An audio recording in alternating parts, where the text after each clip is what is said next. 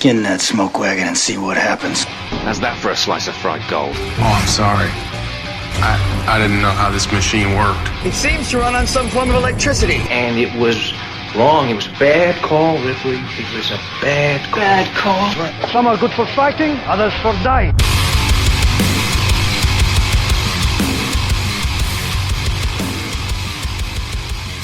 It's just two movies. I am ready. How do I sound? You sound great. It's just two movies, the podcast. My name is Daniel King. In the studio with me this evening, back again, Mr. Jeremy Jones. Hey, I am delighted to be here. He's delighted to be here. In fact, you could say I am excited to be here. Fuck. That's better than delighted, I think. We're going to be talking about all things. Because you're not just delighted. Like, there's more to look forward. If you're delighted, yeah, the delight has passed. But if you're excited, there's more yet to come. Exactly. That's right. If it is your first time tuning into the show, what we do is we talk about two movies. One of them is definitively good. If you think a different thing, you're wrong. And the other one, I don't know. Maybe it's good. Maybe it's not. Hopefully it's funny. Or bad it's good, funny. Or and so then, extreme it's good. We talk about them. We're having drinks. Yeah. We're dabbling. We're having a good time. And that's what we're going to do for you now. And this week, we're doing, this is our reverse alphabetical episode, but skipping Z and Y. Sorry, I don't know what this bit is I'm doing. We watched X, which is a R-rated 2022 horror mystery film. 1 hour, 45-minute runtime. It's got a 6.5 out of 10 on IMDb, 94% on Rotten Tomatoes, 80% on Metacritic, as directed by Ty West. Yes. Nice. Not T. Nailed it. Not, let's have that T, sis, but Ty.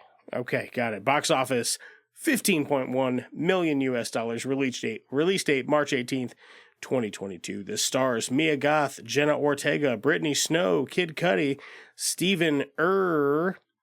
U-R-E. I don't know who that is. I don't know. He plays Howard. Oh, okay. That's like the one actor's name I didn't write down. Yep. Martin Henderson and store clerk Byron Skillington. We'll go with Owen Campbell. If you didn't say that, that's RJ. The radio steak seller, Karen Gillan. You never know about Google. You never know what you're getting when Google gives you the cast. Don't trust Googs. Jeremy, what would you say Ty West's X is about? So without spoiling. No spoilers. Absolutely. Not a problem. This is easy cheesy, baby. Yeah. So this is about takes place 1979, Houston, Texas. We have I would call him a pornographer is the term. He's this guy owns. I'm familiar. Wayne, who owns a strip club. Oh, hi, and it Wayne. sounds like he's making some adult films. He's trying to get into, break into the adult industry, he's a grifter, hustler, whatever you want to call. Oh yeah. So we pick up where he's shooting his latest film called The Farmer's Daughter. And his main, his seasoned actor, Bobby Lynn, played by Brittany Snow. Mm-hmm. And then the up-and-comer, who, of course, he is sleeping with, Maxine Minks, who believes she's going to be a big star. He's recruited a kind of local kid who wants to break into filmmaking, and he's like, I'm not below doing porn. So he's got a crew of two. They, under false pretenses, have rented this cabin on farmland in rural Texas to shoot The Farmer's Daughters.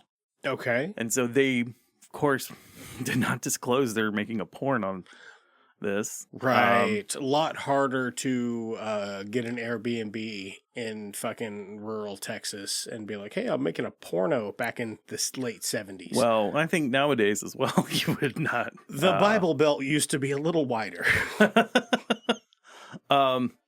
Once they get there, though, as they are, the owners kind of catch on. They meet the weird owner. So, of course, there is Um, Yeah, they wouldn't be owners if they weren't weird. Howard, yeah, right. Howard, and then Pearl. Pearl's very curious about what they're doing. In a way, kind of has a sexual reawakening. And things go real bad from there. And it turns into a bloodbath. Okay. Yeah. That is less abridged than I normally go with. But you know what? Whoops. I think you said the scene beautifully. And we're just going to snowball right off of that. I think that's great. We're going to Britney snowball right off of that. Boom, baby. She is delightful. Yeah. So here's what we're going to do. We're doing full spoilers for 2022's Ty West's X. So if you haven't seen it and you want to check it out, it is on Netflix. Yes. Yeah, check that shit out, and I don't know, come back and check in. I think it's on Paramount Plus as well. Or I'll be honest with you, like we're gonna spoil the movie. This is one that is still like I could have had this spoiled for me, and still enjoyed the shit out of it because it is just a delight for the senses. And this is not a type of slasher movie that has twists and turns and That's pretty straightforward. reveals. There are, there are moments that may you be like, oh fuck, but the identity of the killer is never a mystery. And so I guess that's why maybe they want to call it a mystery. I don't know. Yeah, it says horror mystery on Google. Like again, you don't know what you're getting with Google. Well, it's A24, so of course it's elevated, which I would not quote unquote elevated. I think the elevated concept about it is that it's into a trilogy, but we're not here to talk about that. Not yet, anyway. So we're going to go ahead and get into X from 2022. So just picking up where you left off, would you like to, in a couple of minutes, the way you laid out that introduction, would you like to run us through the rest of the film briefly, and then we could just talk about... No, I don't think you've got the scene set, what's going to happen, so... Okay. The Wayne is very, insistent that, he's, basically bypassing the... I meant to look this up before we started, but, this is right at the dawn of VHS and Betamax, home video boom, where you have those giant VCRs that have, the keyboard buttons. Yep. And he's like, we're going to make money on this because we can sell it directly to people. He would have been right, too. Yes. He would have been right on the fucking money. And he also would have been about 20 years ahead of the curb. Because what started the home internet fucking boom? No, that's the internet. Internet pornography was the Pam and Tommy tape. But this was... So the reason... I don't know. I guess that was the last gasp of VHS. Home video formats. VHS... that was its own thing. VHS porn? Hold on, you're jumping ahead. Okay. I'm just talking... With, the way pornography shaped the industry, the home video industry, is pretty crazy. Because Sony, who owned Betamax, was like, we are not putting pornography on our format. Yeah. VHS is like, we don't care in what went out. Yep. VHS. Where Betamax has, a better picture quality. Yeah, it does. Smaller cartridge as well. A smaller cassette tape, yes. Yeah. Yes. But, so he was, for being a... He was a visionary.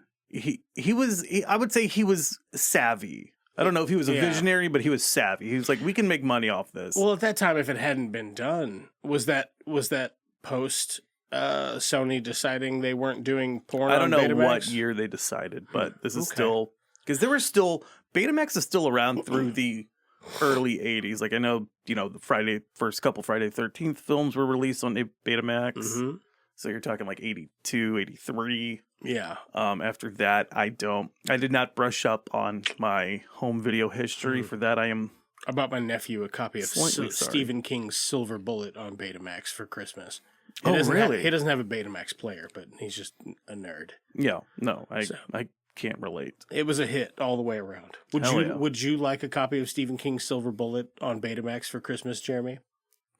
Yes. Okay. Noted. Yeah, so you've got these characters. I want to talk about our characters real quick. Yeah, you've got what's his name? The guy you were just talking about? Wayne, very business savvy, very charming. Yeah. Likable fella, even though if he is like kind of greasy and sleazy. You kind of admire him for it because he's at least dedicated to it. You have the other male actor. That is I don't have Jackson. his name. Yeah, Jackson. Played by Kid Cudi. Yeah, played by Kid Cudi. And man, he's likable as fuck too.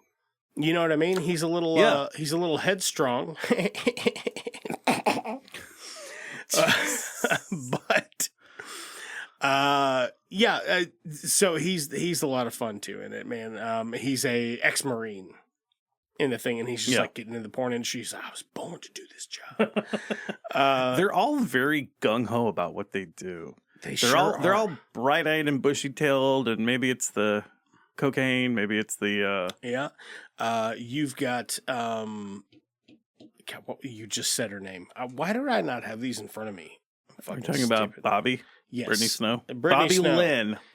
Bobby Lynn. And you got Bobby Lynn, and she is just a little firecracker. She's a lot of fun. So her character has been like the main attraction at the strip club. That's what it seems like. Like she's the headliner, where Maxine's the up-and-comer. Gotcha. Up and coming. I know. That was low-hanging fruit. It's all right. That's why it's the fruit everybody usually gets. Yeah. I'm not tall, so low-hanging fruit is perfect for me. I'm 5'7", so and then you've got Maxine, who you will find out later is comes from like a very strict religious home. We'll get into that later. A little spoilery, but the whole thing's spoilery anyway. So she's I'm gonna be a star kind of shit with her, and then you've got the filmmaker. What was his name? RJ, and RJ's girlfriend, aka the sound tech, played by Jenna Ortega. And that is, what is her name? Lorraine. So you have RJ doing cinematography, and then Lorraine's doing sound. Yep. Man, I gotta say, for 16 millimeter, they apparently did not need. The lighting must have been on their side that whole time, because it's a beautifully lit picture. Like none of it, you're like, the only time you're like, fuck it, this is dark, is when it's supposed to be. I meant like them shooting the film, where it's like, how is there no lighting for this? Like they don't have any type of lighting rig. They're inside the cabin, they're inside the barn, and it's like it looks great. They got the golden hour going for them all day. Looks great. Sun never sets in Texas. I bet you it does. I was a betting man. Look, I'm no meteorologist, but I imagine they probably got sunset out there. So they're staying at this place, a fucking big farm. Yeah. Right? You got a nice little lake back there. I don't know how nice that lake is. It's probably a pond. It's definitely a big old pond. Yeah, just a big pond. Yeah. They've got the guest house that was like from the Civil War to house soldiers or whatever. It's like a 2-3 bedroom. It's huge. Pretty well furnished. I mean, it's a shithole, but it's pretty well furnished. And then you've got Pearl and Howard's house. Yes. Which is very... And something about it just fucking screams Bates Motel to me. It's like it's not as Victorian, but it feels like it fits the symbol of it perfectly. Film is very well. The most obvious movie to jump to is Texas Chainsaw Massacre. I shouldn't say Bates Motel. Bates Home. Yeah, I guess, Bates house. Yeah. I don't think anybody's gonna think hotel when you say that. Okay, but to me, that's more Texas Chainsaw Massacre house. Sort of a similar layout. Yeah, you don't see it from the same angles. It is bigger than that house. Yeah. It is obviously. Let's briefly, just while we're setting the scene. So they're making this porno or whatever, and you get a little look inside of Howard and Pearl's home. And you get to meet a little bit of Howard and Pearl. So the first thing I want to talk about is just the visuals. What the fuck? Why are they both so terrifying looking? Like, I know Mia Goth plays the part of Pearl. Yeah. VFX and makeup, nailed it. Because she is absolutely unrecognizable and terrifying. Truly is. Yeah. And I think, the actor that was Howard, he's under heavy makeup as well.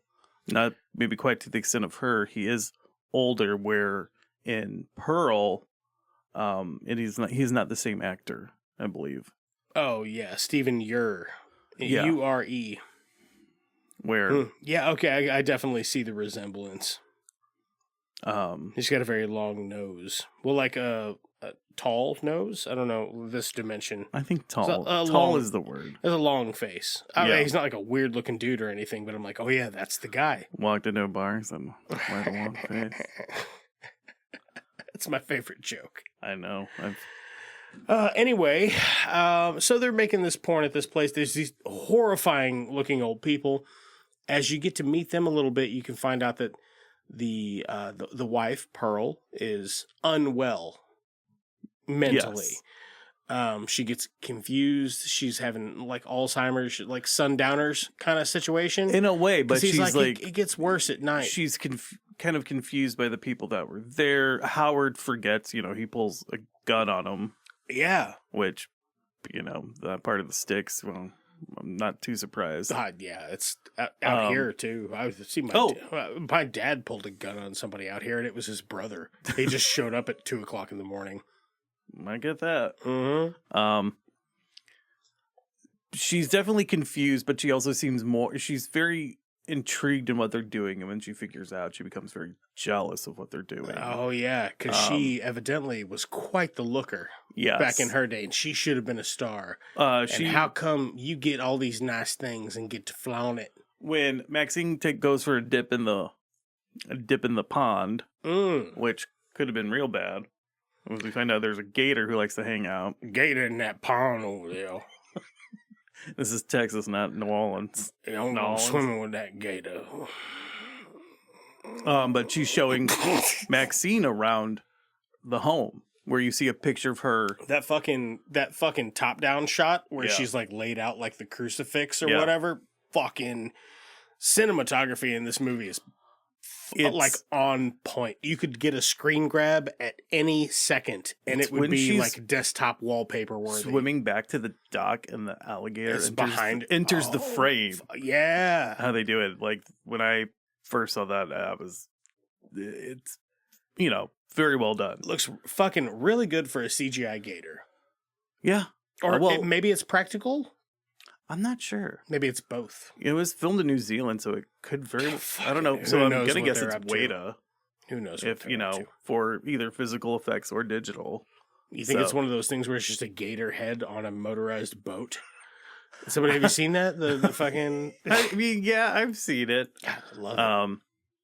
There's always that, video of crocodile where they're like, this crocodile was captured and it's actually just the fucking... thing from Lake Placid, like the animatronic from Lake Placid. Yeah. It's not quite that big. It's a gator. It's not a croc. Yeah. Crocky. But Pearl gets Howard's got a bad ticker. Yeah. He can't pull it out. He can't fuck, baby. He just can't. Getting that dick rock hard is dangerous. Yeah. Yeah. It kind of reminds me of this joke where I don't know if I want to get into it. No, you know what? I got time. Okay. You got a joke? Yeah. I tell you what, if it's real bad, I'll just cut it. I won't. So this girl's grandfather dies. And she lives out of state. I know. This is a real knock 'em dead. And she shows up. She, missed the visitation because it was so quick. Was there for the service. And, service happens and lots of feelings. She kind of talks to her grandma a little bit. Afterwards, they're eating. She finds herself alone with her grandma. And she's like, well, Grandma, I never heard how Grandpa died. And she says, as we got older and he had a bad heart, we found out the only way he could really make love was if he kept in time with the bells from the church whenever they would chime. So every time the bell would go, he would that would be one stroke. Yeah. And she's like, Grandma, what? She's like, what the fuck are you telling me? And so, once or twice a week, twice if he was feeling really good about himself, we would make love. And she's like, okay, but why? And she goes, everything was going fine till that damn ice cream truck drove by. Yeah. I have not heard that joke in a very long time, and I didn't look it back up. It's a pretty good one. No, yeah, it's a pretty good off the fly retelling. So that's what's going on with Howard. He's like, I can't do it because I'm gonna. It'll kill me. Where she can't contain herself. Do they end up doing it before or after she has her first kill? She wants to get plowed. I'm pretty positive it's after. Okay. So, she sees them actually shooting the film. Yeah. Like shooting the sex scene. So while they're filming the sex scene, RJ's girlfriend, played by Jenna Ortega, is like, I think I want to be in the movie. And he's like, no, you can't. She's like, I'm gonna. And then the other guy, the producer guy, is like, hey, look, man, if you fight her on this, you're going to lose her for sure. Yeah. Well, so she starts out. Do it. She's like, you didn't tell me it was like a dirty movie. And he's like, oh, what are you, a prude? And then, of course, that comes back to bite him in the ass, yeah. But he gets upset and he fucking storms off. He's gonna leave. He grabs the keys. He's gonna leave. Yeah, leave everyone there. He gets to the gate. Who's standing in the way? It's Pearl. Yes. And he gets out of the truck and he's like, can I help you, sweetheart? Let's get you inside, of course. Or whatever. She's like, oh, you're confused. You're lost. She's not. She wants to dance with him. No, she's not. She grab his dick. Oh, I'm sure she did. Yeah, she grabs his dick and he's like, whoa, fucking, why would you do that? Yeah. Well, no. And she's like, just hold me. It is, with... It is disturbing to see a woman that looks like she's 140, but also just beg to be plowed. It's weird. It's weird. But there's this thing where the elderly are desexualized. That is true in society. Yeah, maybe we should start over sexualizing them. Should just go to a retirement community. They do it themselves. Trust me. I work in a retirement home. Titties look like Walmart bags full of Jello. I heard a lot of stories. A lot of stories I can never unhear. Oh hell yeah! They ain't got nothing else to do. Let them pop some Viagra and get their fuck on. They just hopefully as people get older, they realize they still need to use protection as they get older. Because the Greatest Generation, they're like, why? What's an STD? Besides, I think I got a World War II. Because of syphilitic insanity. I'm sorry, you can't run for office again. But she's hiding that knife. And, I mean, she slashes his throat. She just buries it in his neck. I mean, almost to the hilt. Whew. And then she goes a couple more times, doesn't she? Yeah, she straddles him and fucking... So she's wearing all white, and as she does, her first orgasm, she got her to be gross, is when she's killing him. Yeah. It is... If you look at kind of the slasher breakdown of, I think it's from Men, Women, and Chainsaws, where they, author talks about the sexual repression or the kind of standard. The knife is a dick, and yeah. She's very, serial killer. It's a sexual arousal thing. Serial killers, are frustrated, basically frustrated lovers. So she is the frustrated lover, and that first kill is her first orgasm in years. Yeah. And it's really, it's pretty incredible. And then I think, and now she's all hot and bothered. Yeah. So she's going to go get covered in blood. She's like, oh, I better change. But then she's also been inappropriate with Maxine, trying to touch her tits and shit, and just wants to touch her skin. Yeah. It's mainly touching the skin and stuff. Yeah. Yeah. And then she's looking at a picture of her when she was young, and she really resembles Maxine as well. Which is the setup for the prequel film that is next in the series. So she just wants to fucking kill people, I think is her thing. in this film. Yeah. You have to like separate it from having seen the second one. I am. Yeah, It's this. She has several awakenings from the people being there. Mm-hmm. And I want to view this alone from the prequel because I've only seen that once, so I don't really want to get into it. But then, Wayne kind of goes looking for her, and then he gets it in the barn. Yeah, and there's some after he steps on that fucking nail, that was brutal, man. Also, the whole time I'm like, they show it, and I'm like, well, he's gonna step on that, and then I'm thinking to myself, I'm like, all right, no fucking moron is gonna walk out here in a barn without fucking boots on. A dude slicker. Is he? I mean, where are they from? Okay, I thought they were from Texas. So they're in Houston, but I'm not saying he's a city slicker in that. It's the type where you would look at someone from Arnold, like suburban Arnold is a city slicker. I mean, people in suburban Arnold probably still have boots. And know not to go into old buildings without shoes on. Well, he's an idiot. He is kind of an idiot and a visionary.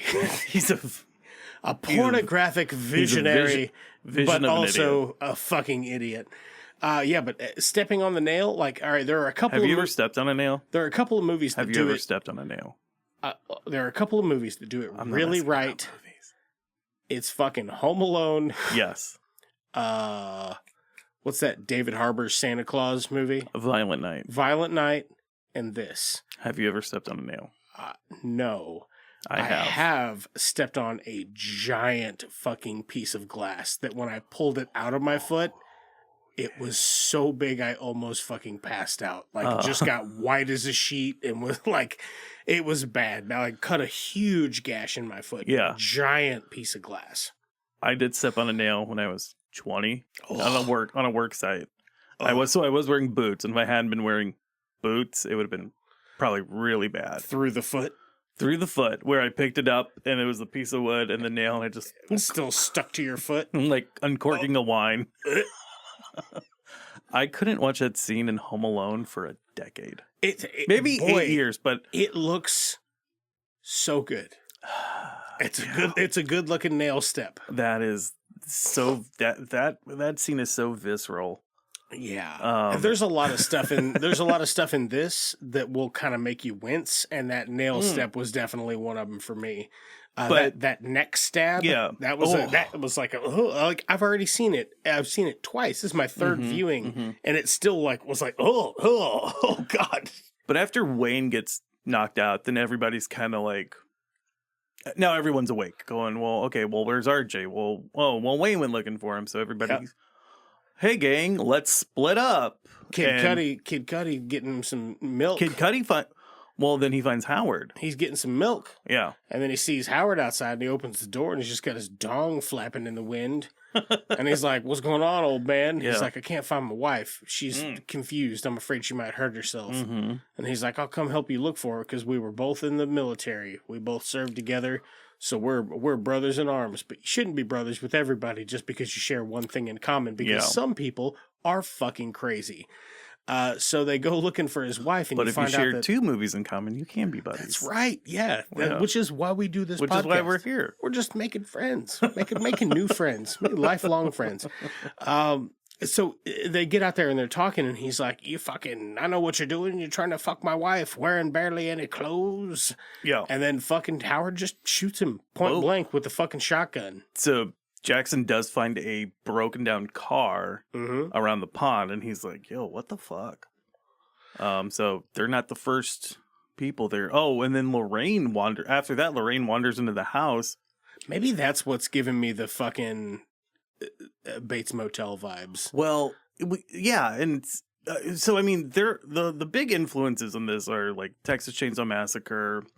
I say Bates Motel, I do mean Psycho. Yeah, I know.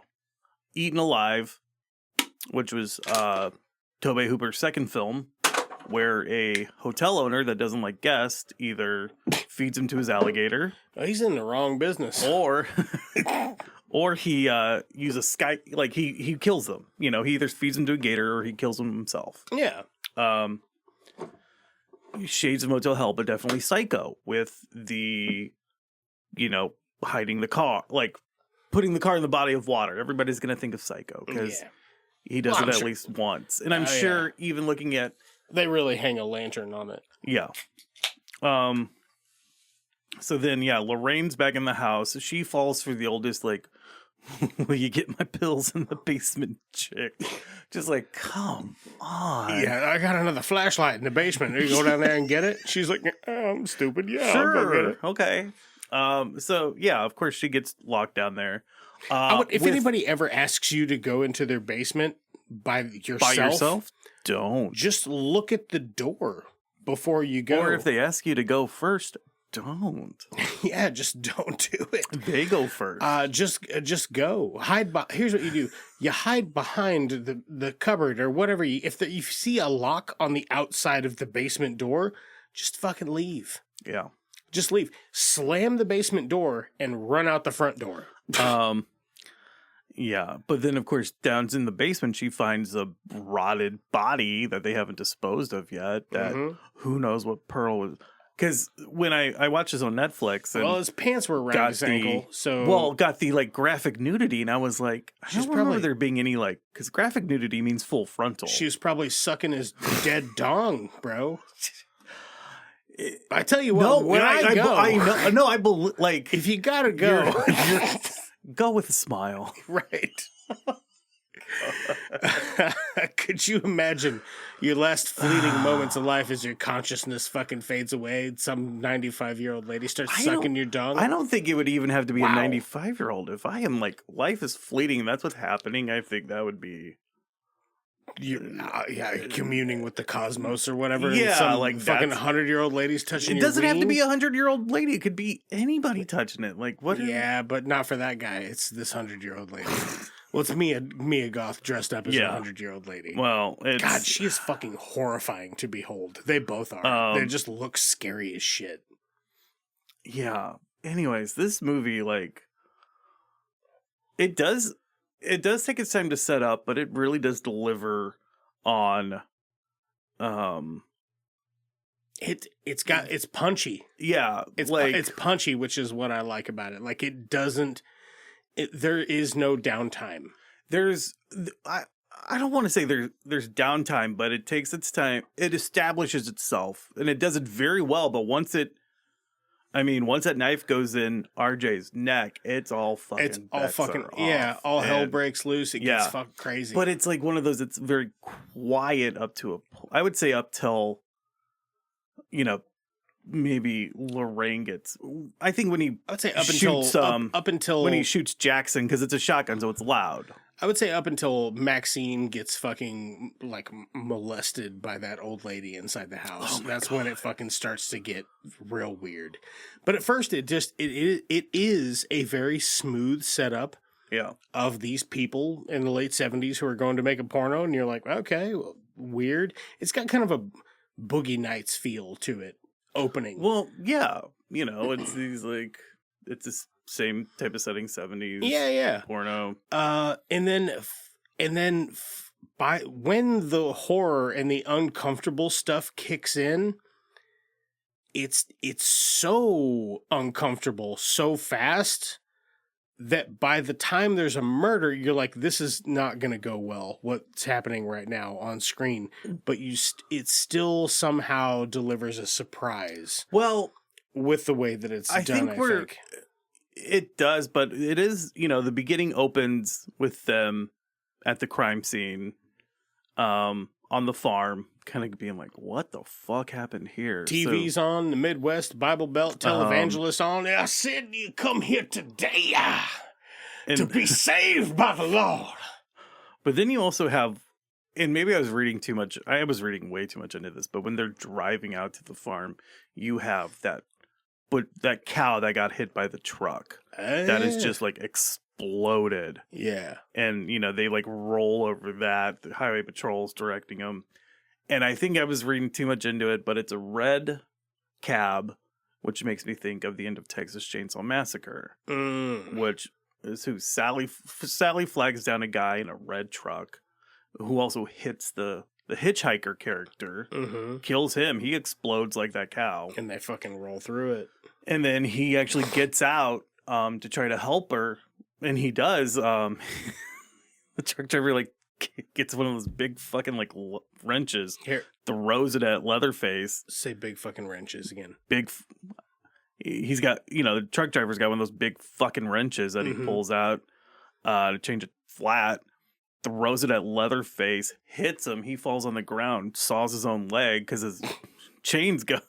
Oh, right, yeah. As far as chains go. So she saves him, and I think I was reading too much into it, but I was like, are they saying, like, these characters aren't going to be saved in the same way, like, Sally was? Or, like... No, they're not. Because all of them are going to die.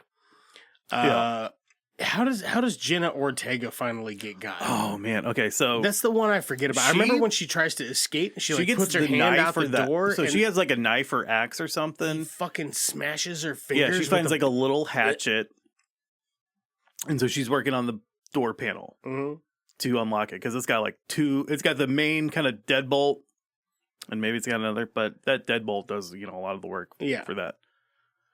And so she's reaching out, and Howard fucking slashes her with it, and it's like, what? Like Green Room. That scene is. I like Green Room. Yeah, but like that scene rough. Where he's like reaching his hand out is, oh, stomach churning. Yeah. So then Maxine gets to the house, lets her out, or she's like, I fucking. She can't hold it together. She's like screaming at her, and she's like, I hate you. This is all your fault. Oh yeah. And she goes, she is, it's like the starting gun went off and she's sprinting out that front door, and then bam, she gets shot by Howard. Yeah. Okay, yeah. I'm laughing, but it's still shocking. Like each time, even though I knew it was coming this time, it's still like, oh fuck. Yep. Because she is dead sprint. That is just boom. Mm-hmm. And so of course he's like, oh, you gotta help me. Like they're moving the body. I think Maxine found a revolver pistol, because she at one point holds them. Man, I'm trying to remember how she dispatches him. She doesn't have to, because she shoots Pearl. No, her gun's blank. Oh, I thought she shoots Pearl with a shot. Howard and Pearl are moving Lorraine, and then she like sputter coughs because she's not dead. Yeah, she just looks like hamburger, right? Ground beef, and he has a heart attack. Well, because they did have sex, so he's doing all this strenuous activity, killing all these people. And that just took him out. Did it just have a heart attack? He had a heart attack. It was just like done. He told you in his last words, I told you so. It's on his gravestone. Here lies Howard. I fucking told you so. And I know, like, maybe Maxine gets some buckshot because Pearl shoots her, and she's so frail. She's so frail that she just blows out the front door, like knocking the screen door again. Oh hell yeah, yeah. Oh, Pearl fucks her up with old Howard's shotgun. I think Maxine maybe gets some spray, but she ducks or does something. She's gonna be a star, and she rolls the fuck out. And then make sure to back up and roll over that head. Right. And as she's rolling out, she like the televangelist that's on the TV. Yes. So it's like this televangelist has been talking the whole time. You've seen him. He's on popped the up. TV. He's popped up on a couple of radio stations. She's like, I sent sinners down with the sin. Yeah. Just that kind of shit. I was born to be a televangelist, but I have too much empathy for it. Or I would be a millionaire. You right and I now. could make so much. I made up this whole fake wrestling character I called the Sinister Minister. In like the early 2010s, where I was like, is he swole as fuck? And he just like picks people up by their armpits, so they fucking. It was just I don't know how this character started out like when I was working, and I was just like orating to like the people I was working with were like, my brother, you know, when I was like, I could cut so many promos as this, like, and it would sure could. Fuck. Yeah. So so they're seeing the next day. You see the preacher on the TV, the televangelist, and he's like, "Oh, my daughter was taken by sinners, and this is my beautiful daughter." She's in a and life of sin now, and it's it's a picture. It's of a picture of Pearl her. as a little kid. Yeah. So Maxine, I said that wrong. Yeah, Maxine. So it's all coming together. Yeah. Just to briefly, if you haven't seen this film and you, for some reason, listen to this whole thing, the next movie in this series is called Pearl, which is a prequel, which is about the old lady when she was young, played by Mia Goth in the 1917. And it's 1917. So when this movie premiered, I believe I can't remember what film festival it was, but I don't know if they said it before. So this was shot in New Zealand in COVID. And New Zealand had a very strict policy. Okay, first of all, I'm gonna go back to what I was saying. Okay. So when this film premiered, I don't know if they had announced it before the screening started that the end of the film in theaters was a preview for Pearl. And how Pearl came about. So they were like, surprise, we have a sequel and we already shot it. What? Or we have another another movie. We already shot another it. movie, yeah. So the film was made in New Zealand, and in probably 2021 when they were making it, at the time, New Zealand had a very strict 2-week quarantine policy for COVID, where you would fly in, you would quarantine in like film crews and stuff, quarantine in hotel rooms by them, one to a room, make sure they didn't get sick. And in that, Ty West and Jenna, Ortega? No, Mia Goth, not Jenna Ortega. Okay. We're just thinking about who is Pearl. And kind of the idea for that came about in this 2 weeks, and they started writing the movie. It's fucking good. He started writing the movie. Yeah. As its own independent film. And then very good. After photography wrapped on X, they immediately went into Pearl. Which is fucking crazy to me, because watching X and Pearl, if I would have watched them independently, and let's say hypothetically the same lead actress was not in both films, I would have assumed it would have never crossed my mind that these are maybe directed by the same person. Yeah. They feel like very different films. And I think that's good. It shouldn't be, I think it's fantastic, which has got me so pumped for the third movie in the trilogy. Yes. Maxine, which takes place in the 80s, so you can imagine. It's 85, so it's like 6 years later. Tons of cocaine, sex, big hair, and murder. It looks like Maxine is trying to break into legit films. Yeah. Trailer came out not too long ago, and I think it's like at a July release date. It doesn't. We don't need to worry about when that. Yeah. Well, yeah, But we'll get there. it looks solid. Because we'll do Maxine and then XXX State of the Union. Oh no, baby. No. Here's how we're doing it. We're doing Pearl, XXX State of the Union. Then we're doing. Stick with me. Stick Gotta with be me. something better than Stick Pearl. with me. Stick with me. Okay. Stick All right. with I'm me. sticking. Because this is the X trilogy. So then we're doing Maxine. And then Fast X. XXX Return of Xander Cage. Fuck, I didn't know that was. See, I I came up with this idea last time I was on the show. That's a good trilogy. I know it is. Trilogy event. So we've been looking for a reason to visit any of the XXX or Fast and the Furious. If you know anything else that could go with Fast and the Furious, don't tempt me. With I thought about doing the children's movie Turbo about that snail, and then doing the Fast and the Furious. The Turbo movie's pretty fucking good. I'm not arguing with. I haven't seen it, but I won't argue with that. Fuck, it's pretty good. You should do. Okay, so how many? If you had 10 thumbs, and all those, How thumbs many X's would we give this? How many? Let's do that. We have 10 X's. Okay. This is, you have X 2022. You have XXX This 2002. board of tic-tac-toe Yeah. is not convoluted. It's all X's, baby. So how many X's do you give X?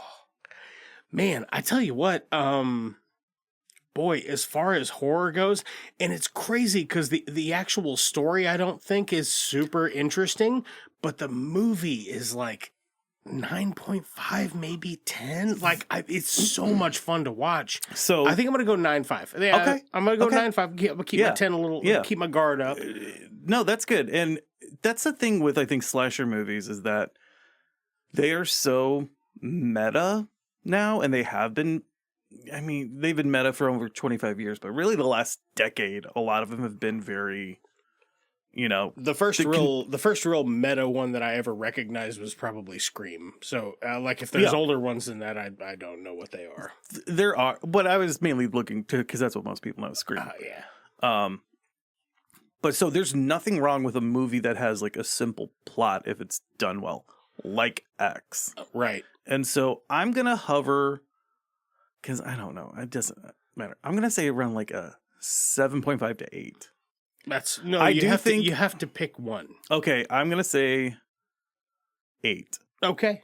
I do think if you're not into slasher movies or this type, I do like a slasher. You're not. I'm just saying, people in general. You're not You're not gonna be into it. Yeah, and that's okay. I know. Bird started it. I don't know how much of it he watched, but he was like, I couldn't get into it, so I just shut it off. He's like, I'm gonna rewatch it someday. Well, because when you got a decent when you are in the mood, man, yeah. It's gonna fucking scratch that itch because it's a goodie. There's no kill. You get the hint of the carnage that happened in the opening, but there's no like opening kill.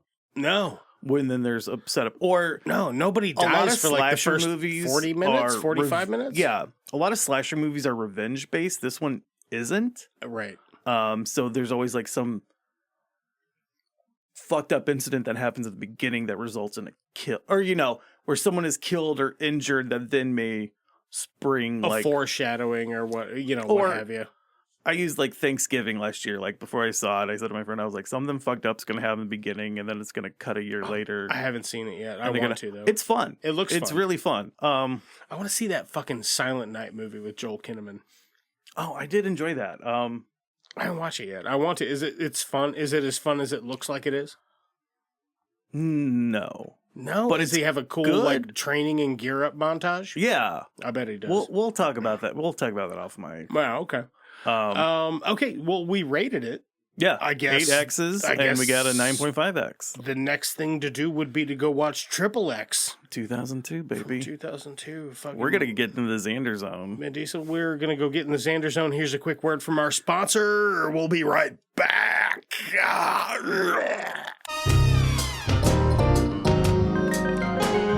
Ooh, it's getting real late night. Maybe like 3 a.m. Could use a little something else, maybe something kind of sweet. Oh, fuck. I can't cut this, so we got like it's a one and done situation. Ooh. I'm gonna just whip out my phone here and go to 3amsweets.com. Oh, God. But then the wind blew in. I entered a code. Cum joke. Ooh, 25% off. This is a real ad. Please send some business to 3amsweets.com. Hell yeah.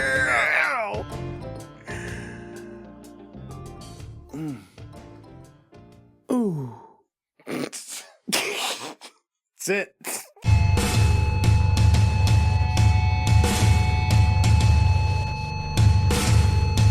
We're gonna get up in it, boy.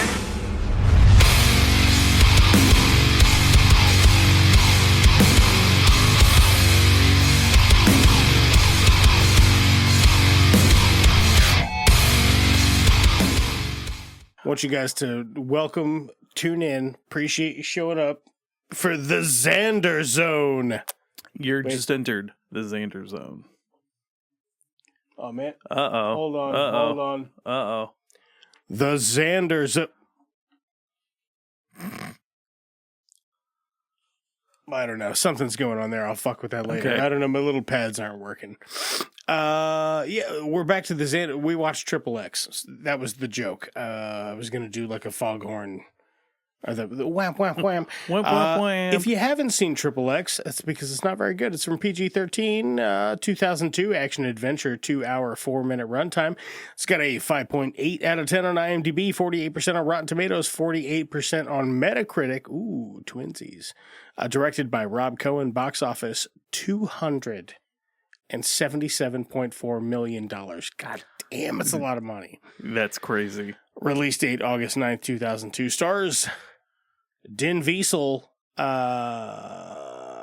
Argentino, Samuel L. Jackson, never heard of him, Martin Sokas, Yeah.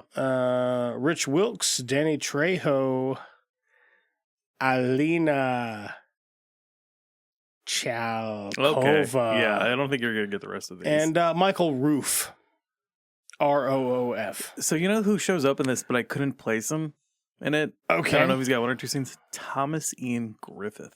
Thomas Ian Griffith. He's Look he's him up. Tony Silver from Karate Kid 3, and he's back in Cobra Kai. Thomas Ian Griffith. Oh, yeah, he Yeah. is in that. Boy, he's a man in many faces, that guy. Yeah. Like, he's gone through some drastic changes where he looks like a very different gentleman than he started with. Fucking weird. Yeah, I don't know. What is Triple X about? I watched it, right. but I'm asking you to make sure you know. I'm going to go X Games on this bitch. Get ready. So, Triple X is the story of a extreme athlete. He's kind of like he's got a vlog as well, which is pretty interesting. We'll He's get like, into. it's like if Tony Hawk was a super famous YouTuber that did like everything, not just you know who's skateboarding. in this movie? Did you catch him? Probably Tony not. Hawk. Tony Hawk's in this? Yes, we'll When? get into it. Okay. So we're talking Xander Cage, extreme athlete, does these crazy stunts, films them, duplicates them, probably self-distributes. Sounds like he's got a pretty good online following for early 2000s. Yep. It's keeping those tapes circulating. He pulls off a heist, steals some senator's car, wrecks it after base jumping off of it. I think that's what we want to call it, because he ramps it. He ramps the car off a bridge. Off one of the highest bridges. Base jumps off the car and parachutes while the car explodes. Then has, of course, the largest party he could ever have in his home residence, which is a great idea when you do something highly illegal. Just the biggest coats you've ever seen. Everybody's got the biggest coats. Partying like, I'm untouchable. Then, boom, feds roll in. Wakes up in a diner. He's recruited by CIA to Samuel L. Jackson. Yeah, Samuel L. Jackson, CIA, to take on this group of Euro trash terrorists. Yeah, and figure out what the hell they're doing. And he is basically supposed to be like a modern day James Bond for these extreme times. That's a classification of people I've met several times. And just guys that won't stop fucking snowboarding. You know what I mean? Yeah. You can't even have a conversation with people like that. They're just BMXing everywhere. They're doing a skateboard trick. Too rare to die, too extreme to live. Yeah. If it's dangerous enough for me to nut while I'm doing it, I'll do it. Or whatever he says. He says something like that. Oh, I thought that was just a personal mantra. Yeah, it's Triple X's personal mantra. He actually says, like, anything that's fast enough to do something stupid in. But it's like, I'll bang you fast. Yeah. What he's but doing. Anyway. do we feel like that's so he infiltrates this Eurotrash gang, and then it kind of goes from there. Is that a good setup? How's that? Yeah, that's pretty good. So as you might expect in any James Bond or spy type film, he's got some gadgets. He's got some gadgets. He saves new metal the day. James Bond. It is like if James Bond was in the band Primus. If he was in Drowning Pool. Static X. Yeah, Drowning Pool's a good one, yeah. Well, it'd be Static Triple X.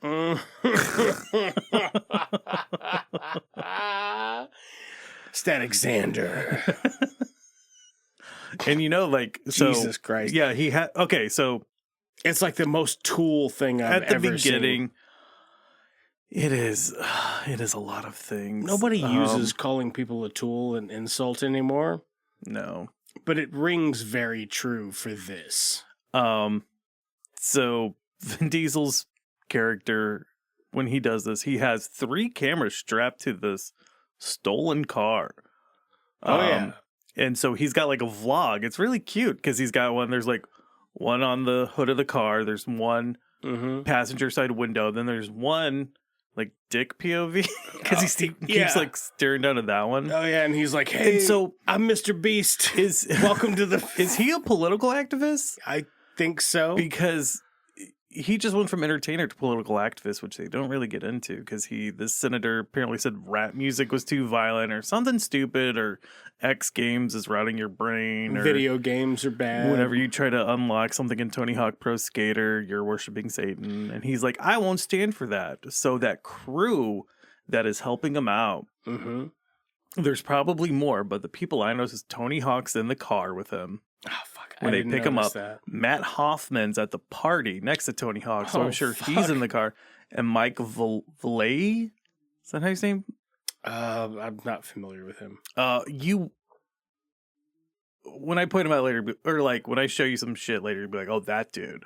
Okay. He was like a real aggressive skater, like looks shaved head, kind of. I know, it's like very generic, but you'll be like, oh, that guy. I know the dude who invented the mute grab. Oh. For real. Okay. He lives in Farmington. He's deaf. Like, okay, not touch on that one. No, he does. Like, seriously, I do. I know him. I met him. He's a super nice guy. His last name is Spitz. Okay. Yeah. That's cool. Yeah. That's sick. Let's see here. That would be something to talk about in the Xander Zone. So yeah, his video, weird. I guess his something video you series would talk about in the Xander Zone. It's called the Xander Zone, but you realize that's spelled with an X in zone, right? Like, oh yeah, the Xander X Zone. No, X Zone.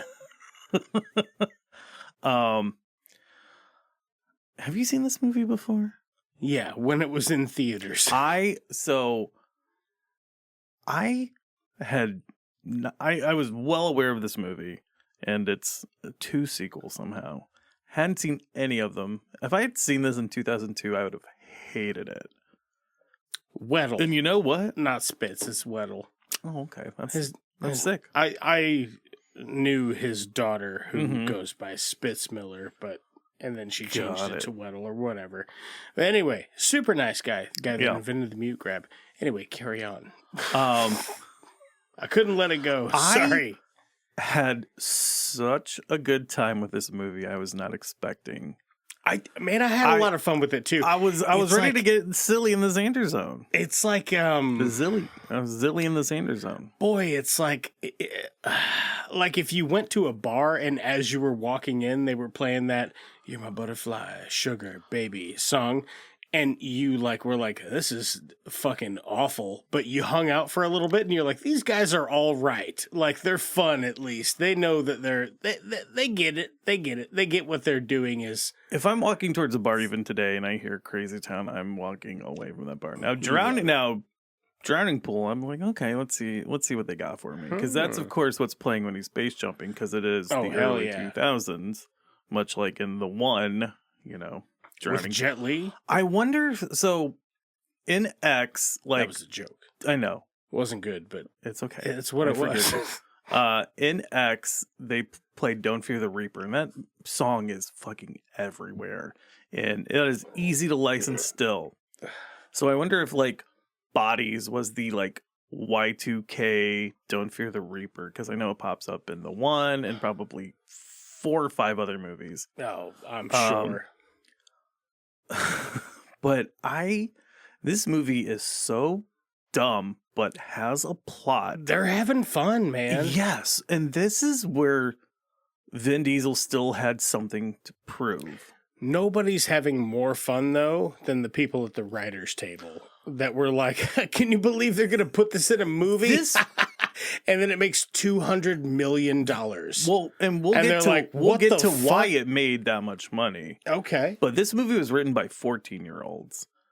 It feels like it. Is that serious? Are you being serious? It feels like it, because I was it like, is. I didn't know if you had some information I didn't. So when he gets, first of all, I do want to say, like, I love the opening. Rammstein, so we're in it's in the Czech Republic. Yeah. Rammstein. Yeah, Rammstein is performing in a very small venue with a lot of pyrotechnics. And let me tell you, this is... God. I think this is any minute. I'm like, the fire marshal is having a fucking aneurysm. I didn't look it up, but I don't know if this is pre or post Great White Fire, where those people died in that club in Rhode Island. Probably pre, yeah. I think it was, yeah. But I would be nervous as fuck being anywhere in a venue that small with that much pyrotechnics. Because Rammstein they're a stadium, they're an arena band, like stadiums, arenas. Oh, yeah. So their pyrotechnics are very much still like that. This movie is so, like, the guy in the tuxedo that is obviously James Bond. Yeah. Who gets killed because he's not extreme enough anymore because he's an out-of-date spy. Can't get it done. And so when Xander Cage gets picked up for this, and they do, it's still a Bond. It's funny because it's still a Bond movie, and it's still a bad, in some aspects, a bad Bond movie. Like the Die Another Day came out the same year, and that was the kind of nail in the coffin for Pierce Brosnan till the Daniel Craig kind of reboot, retooling, whatever you want to call it, back to basics. I liked Pierce Brosnan. Bond. He's a great Bond. I'm saying he was that movie. He had the smooth down. Dog shit. Yeah, that last one. Yeah, it's real bad. Yeah, it real bad.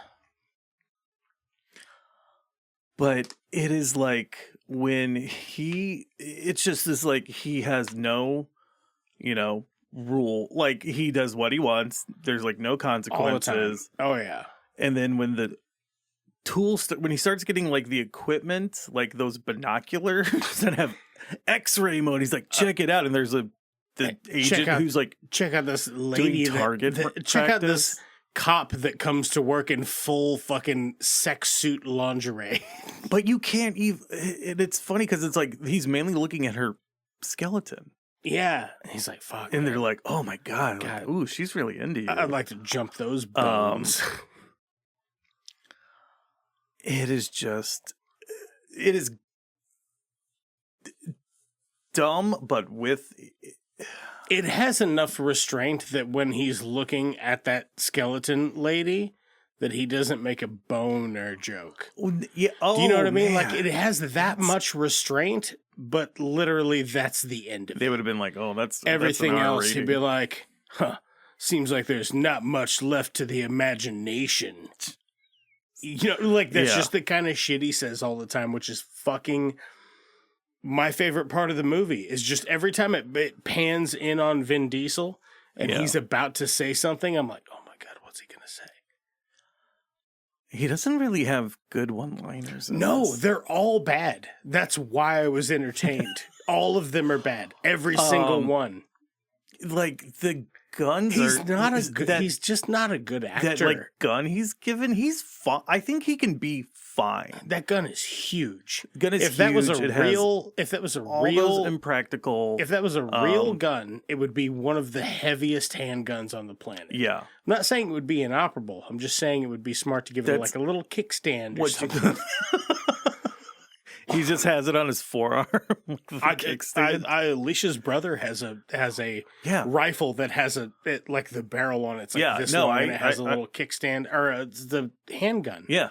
It's crazy. But it would need something like that because it's so fucking front heavy. You like, well, my friend Wildy's coming. Yeah. It's yeah. Oh my God. The fucking, I like the, what's the guy's name that plays like the sleazy fucking European dude? I didn't write down character names for this one because I didn't need it. Let me find it. I got him right here. But you have like Q who's helping him with all the Martin tools. Sokus plays Yorgi. Yeah. Just the quintessential greasy German dude. It's just the like, you like vaguely... fancy car, or maybe he's Russian. I don't know what he is. They're Eastern I say Eastern Bloc, but whatever. like it's still the Cold War. He's a generic mashup of foreign people. Yes. And I like how he gets in because Yorgi's brother knows who he is. He's like, oh yeah, you're Xander Zone. Yeah, welcome to the Xander Zone. They say Xander Zone. Hey, he's a fan. What do you want? They say it 3 times in the movie. Hey, which isn't that many. You know, he's into fast cars and shit. Naturally, he's a fan. He's a bad actor, man. Not a fan of Vin Diesel. Like, Vin Diesel's the worst part of this movie, but somehow it's like, it's also my favorite part because it's not good. And I feel like the rest of it is very campy, but everybody's doing an earnest job. The only person that I don't find to be believable is just Vin Diesel. Yeah, but it's like this. So the stunt work's, I think, pretty good. Mm-hmm. For the most part, it's practical. Outside of like towards the end, yeah, which makes sense. Well, they get Tom Cruise to come in and fucking. So he's undercover in this terrorist organization, and there's this female lead. It's Asia Argento, who is Dario Argento's daughter. Okay, did not put that together. Well, that's okay. I knew who she. Back when this came out, I knew who she was. How'd you say her name? Aja. Okay. I think I said Asia. Well, Asia Argento. Yeah. Like, I understand why you would, because, it's how it's spelled. Yeah. Okay. Aja Argento in this movie is just, they don't really know what to do with her, because she keeps kind of looking at him, kind of like side-eyeing him the whole time.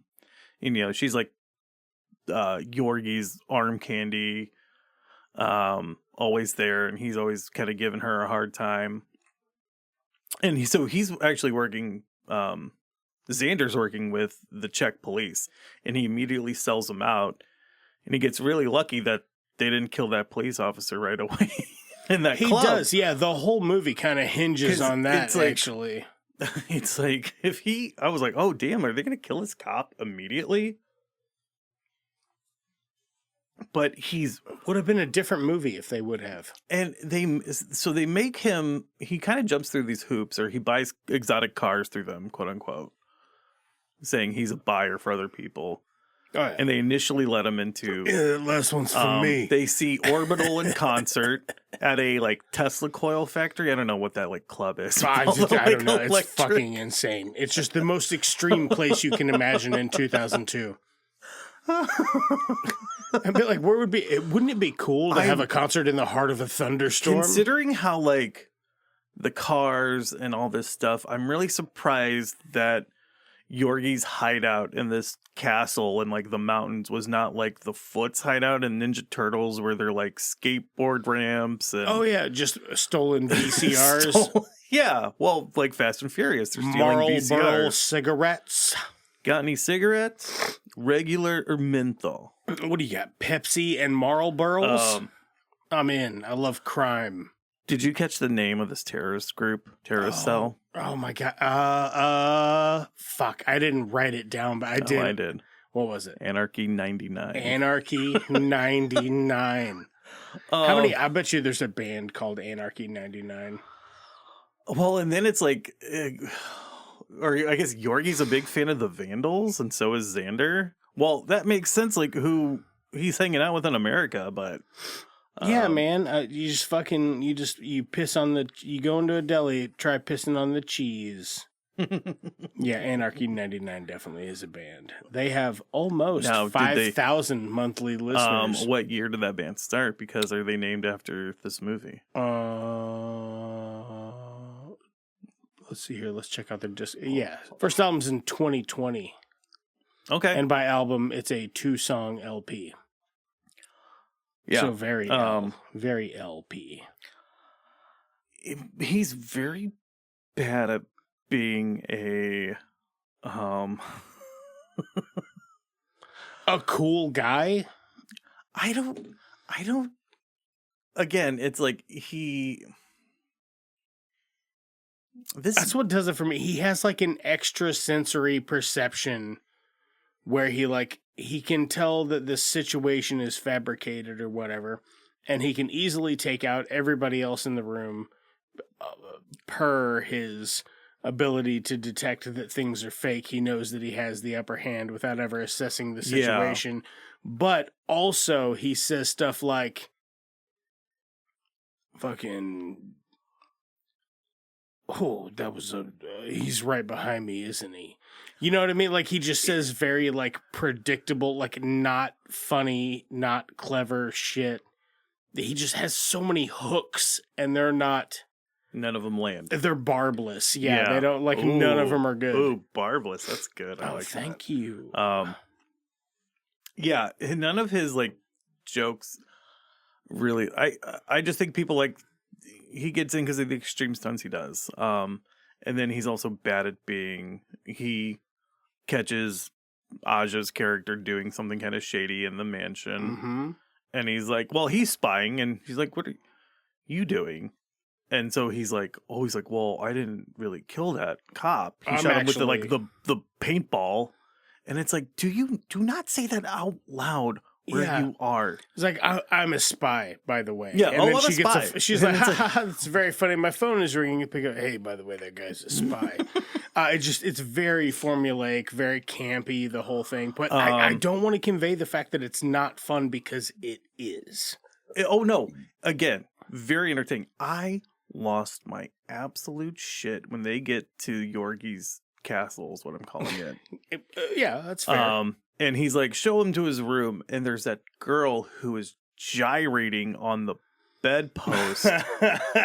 I was like, just, hey, are you going to be sleeping here? I'm just going to leave you a snail trail real quick. Well, and it's like, so she was sent there. And do you think it was like... What's her job description? Secretor? She is entertainment.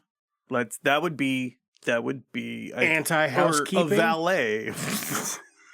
Not like, you're just being nasty about it. Infectant. But I'm more... I don't go anywhere and just like be like, let me put my body fluids all over your furniture. That's fucking gross. Well, speaking of, I can't wait to stay the night. Yeah.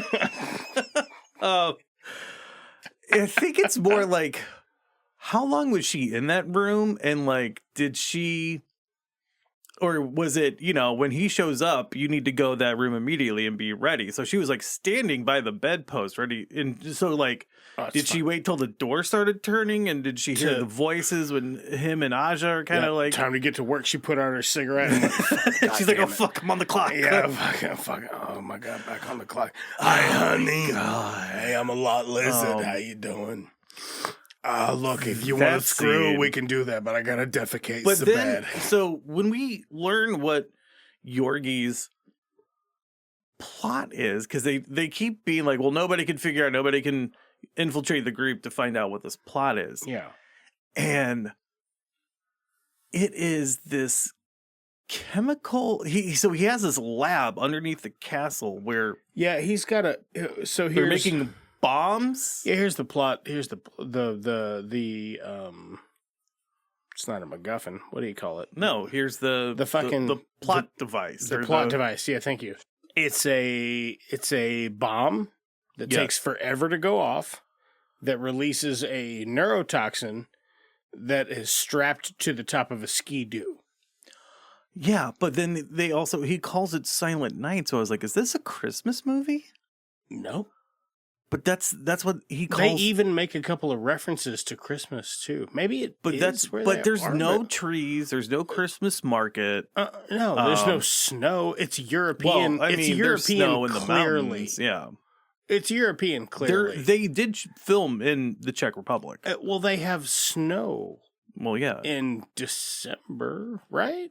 Well, maybe not in the Czech Republic. I don't know. Yeah, they do. I don't know what the weather's like. I know an amateur meteorologist. I should... Oh, well, let's get him on the line. It's just... I'm not going to do that. It's just meteorology. Just guesswork. I'm going to say there's probably... I'm going to say that there may or may not be. And so it doesn't make sense.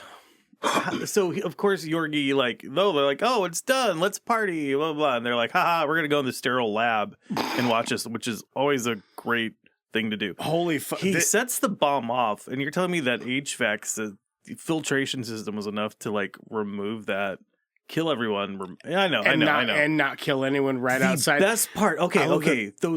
But the best part of that, where I will say Vin Diesel is a good actor, is when he sees them going down to the lab and he's working his way to try to and he's there between a brick wall and the lab, and he takes those the binoculars. Super binoculars, which apparently not only have X-ray vision but can see clearly through brick, like European ancient ass brick. Yep. And he can see it clear as day and take pictures of it. I love and his reactions, because he's acting towards the camera, but let's just say he's acting towards the wall, right? As audience is convincing. It is convincing. Dieseling. Convinced Dieseling. Yeah. No, I would agree with that. Boy, what did I text you while I was watching? It was like my fucking hard on for.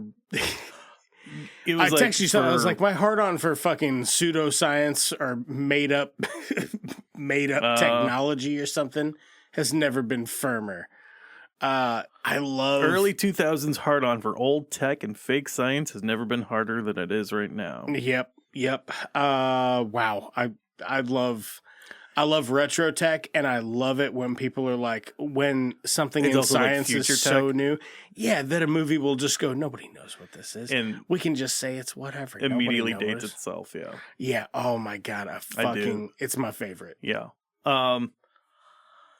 Because then it turns into, or then he gets the actual Czech police involved, and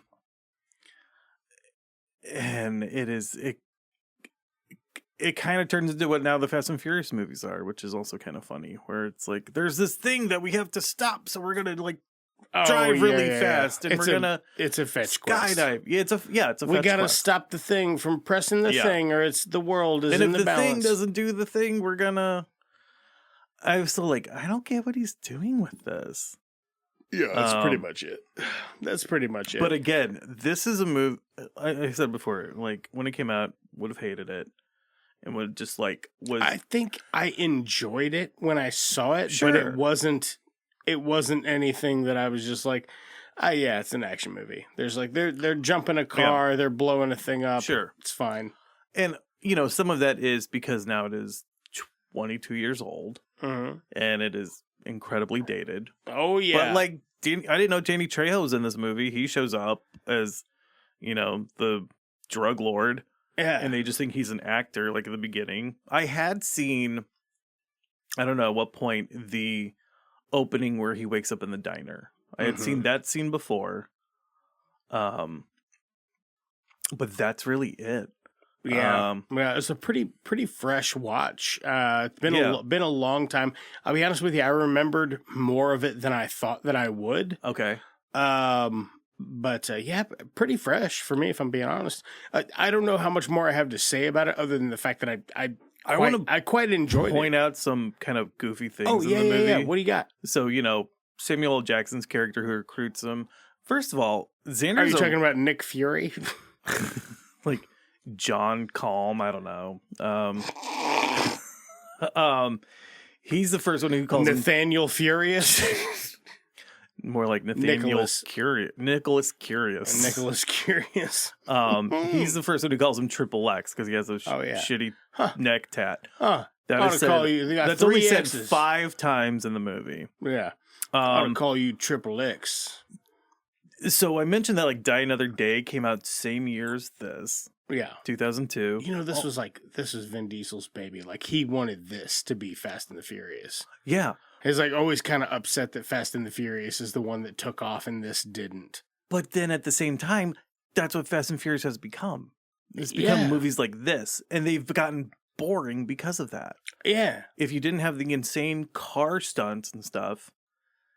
What else were you going to do with Xander Zane or whatever his fucking name is? I don't know. We'll find out when he returns. Get fucking ready. But... He's back in Guardians of the Galaxy. When I realized, they shot in the Czech Republic, I was like, wait a minute, what year did Born Identity come out? Came out the same year, 2002. What? Shot in the Czech Republic as well. I mean, they were, Paris and a couple other places. But the second unit director and who's also the second unit director of photography, Alexander Witt, was on Triple X, was also the second unit on The Bourne Identity. A more grounded film. Yeah, but it's like interesting that like, and then it goes on where he was also had the same positions in Fast 5 and Fast X. And Die Another Day is going to come back when we do Triple X State of the Union. The director of that directed Triple X State of the Union. So I'm just like making all these spy connections. So this is a real X Pearl Maxine situation we've got going here. Yeah, no. This or is a real X Triple X State of the Union, Triple X, the Return of Xander. Well, and then, of course, Zane. if you want to get into the numerology and weird stuff, so we have X. Oh, my God. And then, no. This one's not too bad. So we have X and Triple X. So what's X in Roman numerals? So X is the Roman numeral for 10. What's 3 Triple X's? X would be 300. No. 300. That would be, what? That's not 300. 100 times 3? No. 3 X's together. What's that? Wait, it just adds zeros, doesn't it? Well, let's just say, okay, so what's 10? What's X 3 times? Just do that one. 300. 100 times 3? No. Oh, is it 10? Oh, it's 10, not 100. That's okay. So don't listen to me. What's Triple X? 30. 30, okay. And there are 20, and so the difference between those two is 20, which is the same amount of years between these two movies coming out. What's happening right now? This is the Xander zone. Oh my God. Oh shit! You know what I forgot I had? We shouldn't have ate those mushrooms. I'm in the Xander zone. I'm about to get a lot worse in the Xander zone. Danny, have you ever had Malort? Malort? Yes. Like when you eat too much for Thanksgiving? No, I mean as in the liqueur. Jepson's Malort. What? Hold on. You've been here for hours, and all of a sudden you just pulled 2 bottles of liquor out of thin air. Yes. What the fuck is Malort? You need to have a drink on standby. Do I? Does it need to be cold? No, it does not. Jepson's Malort. So this is a 35%. This is a alcohol. liqueur from Chicago. It is okay. It is a lot. Carl Jepson.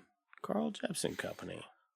Apparently, I don't really know how to describe this other than grapefruit and pain. Oh, I really like grapefruit. I feel like it should be but cold. You're not gonna, no, it doesn't need to be cold. What? I don't need cold. Sorry, sorry. I'm just gonna have some. We're having this together, but have that. No, don't smell it. It doesn't really have a smell. Oh, don't. Yeah, but once it smells like rubbing alcohol. Yes, once you get that smell. Why would you give this to me? Because I like to introduce it to people. So they had a social media. They're not a social media, but their slogan for a while was when you want to unfriend someone in person. So this is like a Chicago rite of passage. Okay, well, Bulls are having a hell of a run. Here's to the 1997 Chicago Bulls or whatever. Okay.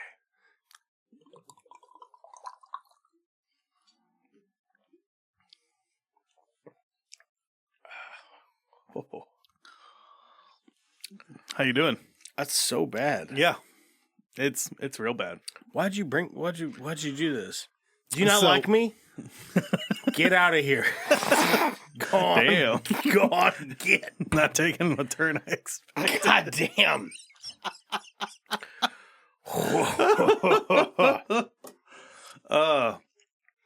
That's why we did it together. Is this a joke? I'm glad you saved this for the pod. Holy shit, that's fucking terrible. I'm keeping Take a sip. I'm keeping that bottle for fucking bragging rights. So I've got a friend whose their brother works for Malort, and recently, why would you work there? I guess I'm gonna go work at my job at Malort. Hey man, Jesus Christ! It even makes the beer taste bad. It does. I completely derailed it for this, but it was worth it. Oh my God. Fuck you, man. Fuck you. I should have brought some like chips or pretzels. I'm kind of sorry, but you're not the only person I've Anyway, You're just out there malorting strangers? no, only friends and lovers. Oh, my God. You know, one time I was at a bar, and here's a quick aside. One time I was at a bar for a New Year's celebration, right? At a random-ass bar where they do this weird celebration. People come in the bar and they sing songs and the fucking whatever. Anyway, this fucking big-ass scary dude. And I walk outside to smoke a cigarette, and he's like, hey, man, you want to smoke this doobie? And I was like, you know what? Sure, man. Because I'm into making new friends. Yeah. And I'm talking to this huge bastard. And we finished smoking the joint, and he seems cool. We're having a nice convo. And then he's like, all right, you going to spark one up? And I was like, ooh, I don't have one on me. And he kind of, like, made threatening to, like, well, you better fucking come up with something kind of thing. That's what I don't get when, like... I don't either, but I did, though, because previously we were at somebody's house. We walked to this bar, and someone was like, this was when they had the, like, K2 and shit was on the market. And somebody was like, hey, man, I got this K2. I don't like it. It makes me feel... what? I don't like it. It makes me feel weird. Do you want it? And I was like, yeah, sure. I told the guy, I was like, hey, man, I got a bag. I was like, look, let me go pound a couple of beers. I'll fucking twist one up and hook you up. And he's like, all right. I took that whole bag of K2, twisted the whole thing up in like maybe the fattest thing I've ever rolled. So much it was like a K8. Yeah, it was a K2B. And I fucking took it over to the dude later, and he's like, oh, you ready to... I was like, hey, man, you ready to burn one? And he's like, hell yeah, bro. And I was like, here you go. This is all you. And he's like, are you going to smoke it? And I was like, nah, man, I'm all right. I appreciate you being so generous and having some patience. That's all for you. Oh. And he's like, okay, great. And then I was like, went back, smoked a cigarette, went back inside, came out like a beer or two later to smoke another cigarette. And the dude was passed out in his fucking car. And I just was tickled pink about it. And that's how I feel about this Malort. When you're passed out later and I'm tickled pink about it, yeah. Just you're gonna wake up and be like, "What is this like?" So got some weird crusty stuff in my beard. She dropped on my porch a 6-pack of these airplane bottles. Who? And then I'd fight that bitch. I have a full size bottle. And it's more, I don't really... Why would you... walk me... All right, we're going to rate this movie in a minute, and we're going to do what you're watching, but I want to know what your thought process is in paying money for that, because that is... I can still taste it. I can still... I've had half a beer. Let me take you on my Malort journey that I've had personally. So this was only... I was starving to death in the wilderness. Chicago. This was a Chicago... exclusive, Illinois. Maybe you could cross. Thank God. Maybe you could cross the river into southern Illinois and buy a bottle at a liquor store there. But I was at one of my local bars, and they had just opened for the day. It is maybe like 4:45 p.m. Okay. And the I knew the bar manager at the time, and the owner was there. And he hated you? No, but he was. And he was like, "Here, try this." Yeah, like he went behind the bar and underneath the bar, because if it's not distributed, you can't sell it, but you can pour stuff for people. Yeah, he mixed some urine. And they were like, yeah, they're poured. You've ever had Malort? I go, what the No, I know. I don't even know what the hell you're talking about. Yeah. Why do you like it, though? I don't know if I like it. No, I'm positive you don't like it. But it's an experience. And I wanted that experience with you. I'll give it that. Okay. You know what? I'm trying to make good radio here. Brothers in solidarity. Malort. That's why I had one as well. I don't make anyone do it alone because that's rude. Jesus Christ. It's especially fucking terrible, though. Well, if you come up, I got a full bottle. Malort liqueur. Well, I'm not. I don't want that. I'll have some of your cold brew, but I'm not fucking with this. You fucking leave this shit in the cabinet. Hard pass.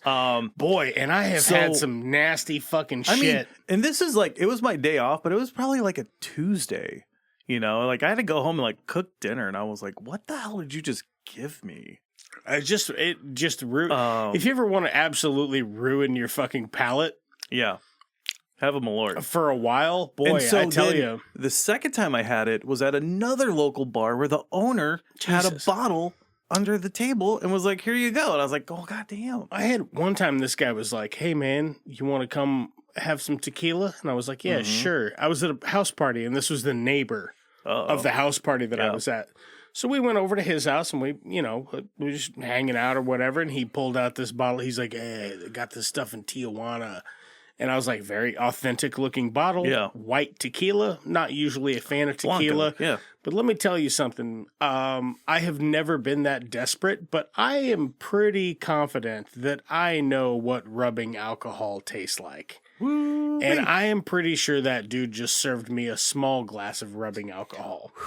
And it was real bad. And I thought about fighting the dude, but I just declined another drink. And I was like, if he pushes another one on me, I'm going to fucking fight him. Yeah. And he didn't. And I have to say confidently, Malort is worse than that. Hey, it is. So I do like, I've gotten a taste for Amaros, like Fernet Branca. Or I like Fernet. Have you ever had Montenegro? Montenegro. Is it a liqueur? It's an Amaro like Fernet is, so I think it's a liqueur. Yeah, Fernet's a liqueur. Yeah. Yeah, I think I have. Montenegro, it's been a long time. I've discovered recently is delightful. This is not. Where last time I was in Chicago, I was with my two friends, my best friend and another friend who worked industry. So Malort is kind of a big thing in industry. No, it's not. I mean, nobody's buying that. It's my just best friend had. You're keeping that whole company afloat. He had no, but he had it up in Chicago once, and he hated it. And I love nothing more than weird. But I love nothing more than inflicting pain on my best friend. It's like, oh, you hate this? We're doing a shot of it. So I don't know. It's fucking. It's an awful. experience. I'm gonna get a bunch of shooters next time you come down.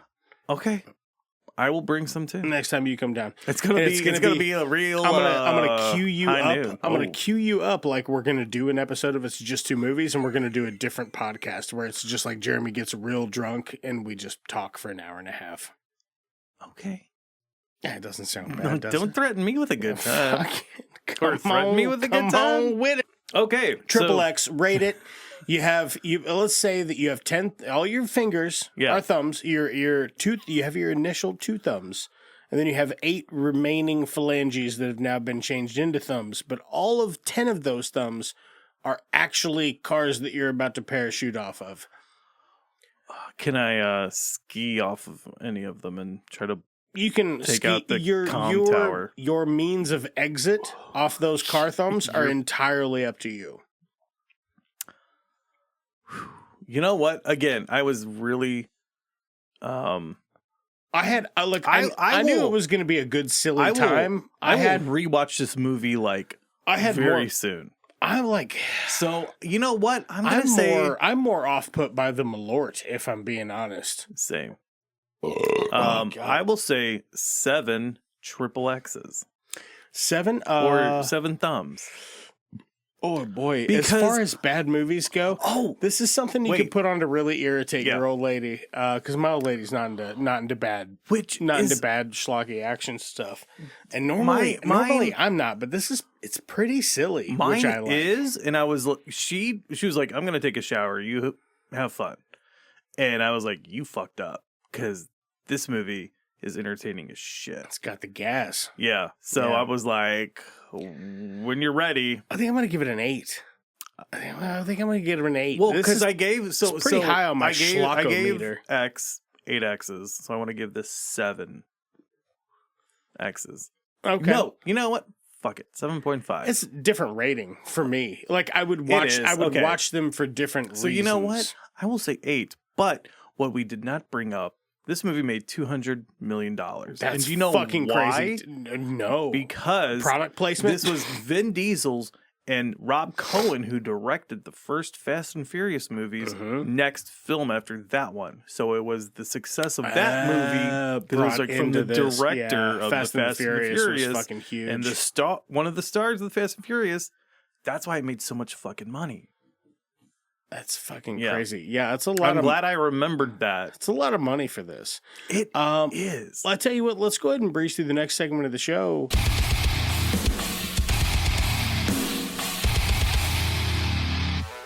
Hey, what you watching?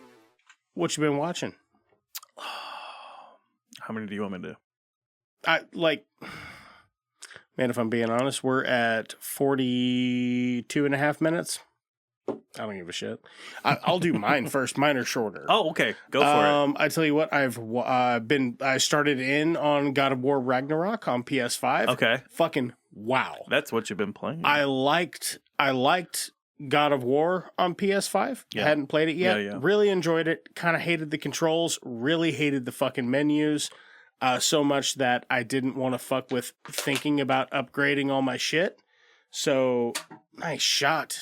Net. Nothing but Got net. him. Anything but the net. Anything but net. The menus were fucking awful so much that I never upgraded my shit, and I just made the difficulty easier. Okay. Because the menus were so bad. Yeah. They are way better in this game, and something about the combat, although it's the same, it feels smoother. But so smooth. Very, very impressed with that. Well, loving it so far.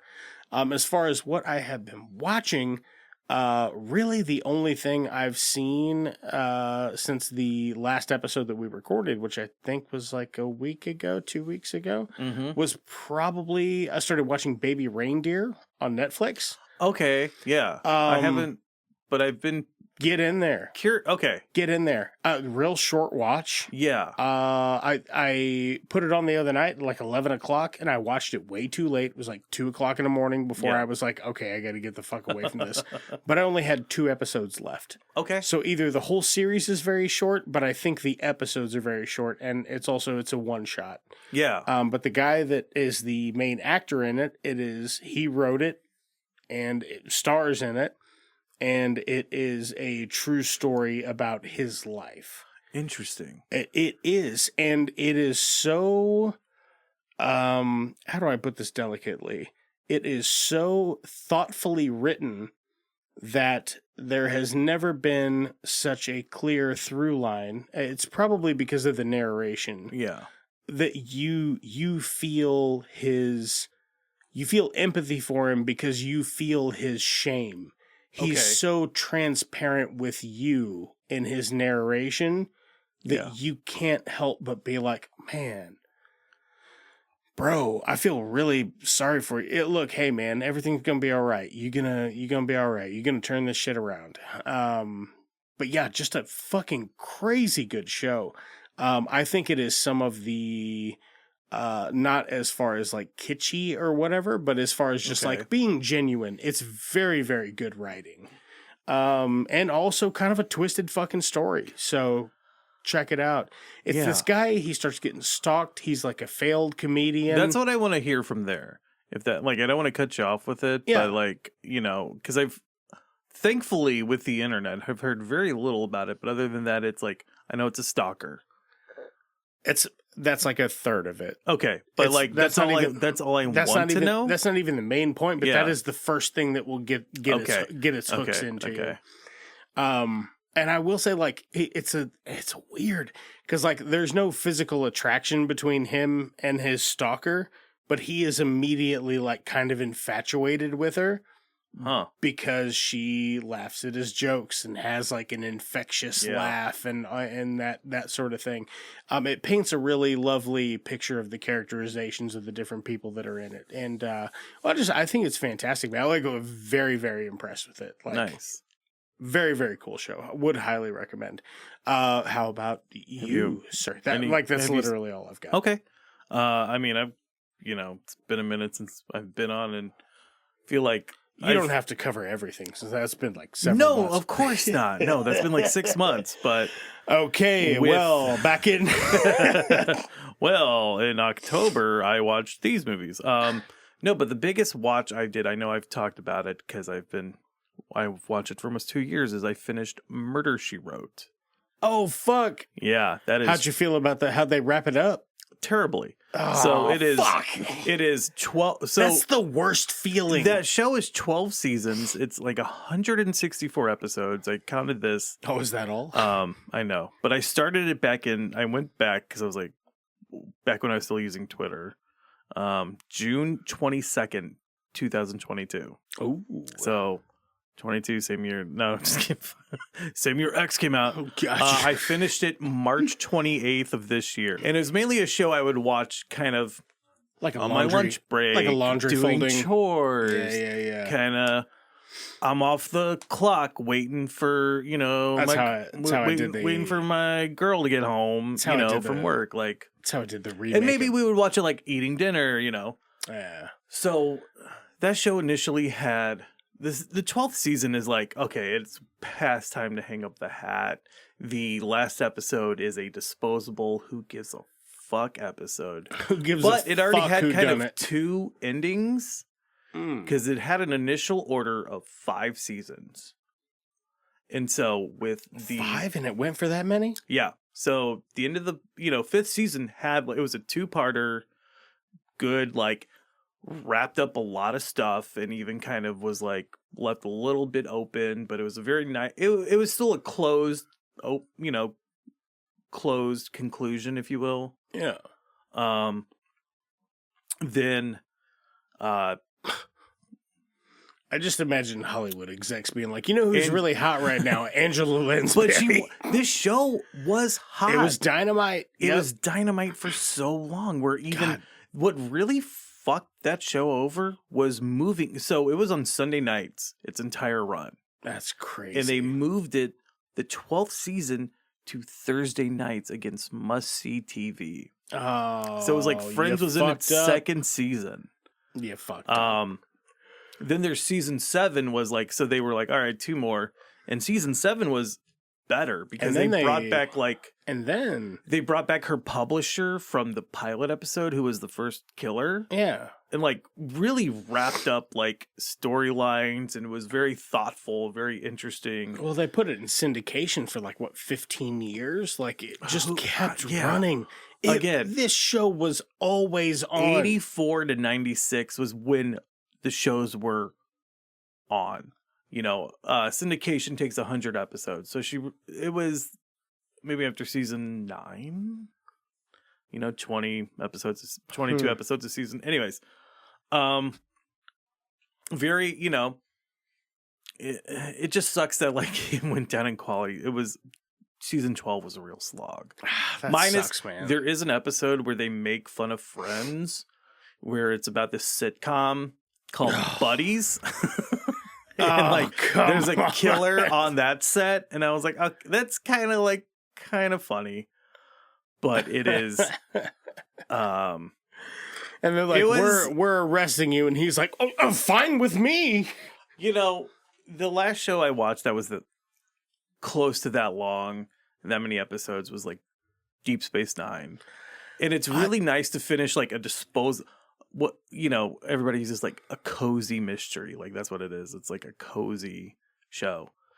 And it's fine that it ended on such an unsatisfactory way where it's Deep Space Nine had me weeping with the series finale. Yeah. It's okay, I don't need every finale to be that one.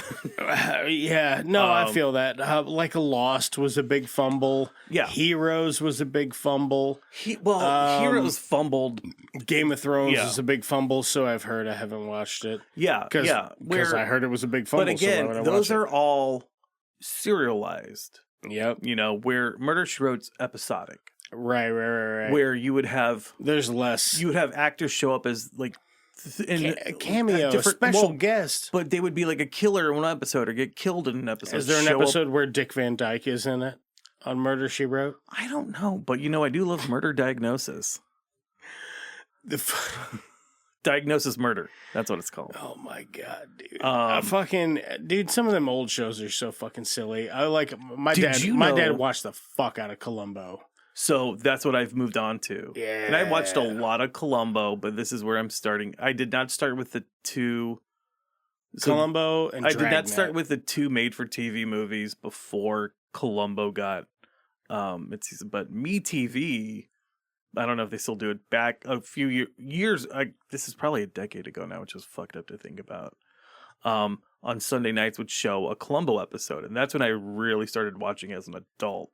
Columbo's good. And Columbo's so fucking good. And I know a lot of people dismiss it, but it is, when I was on in that February episode, He's so. Where I was talking about Poker Face. He's so fucking charming. It's a how he gets him. But it's also it's a how he gets him. Like that's Poker Face's Columbo, where they even use the same typeface for the credits. Which, of course, apparently that's not going to get a second season, which is a bummer because that show is good. I know. I was like, you never finished it. No, I never finished it. I probably watched 6. I probably watched 6 episodes of it, and I was like, this is just Columbo. I got mad and turned it off. I just wanted more of that. That first episode was less a how he gets him and more of a. It felt. It had a lot of ass behind it, and the subsequent episodes didn't have the same sting for me. It does like pick steam back up. If you're not in it for the long haul. Episode 7, yeah, just right where I That's quit. right. That would track. Yeah, that would track for me.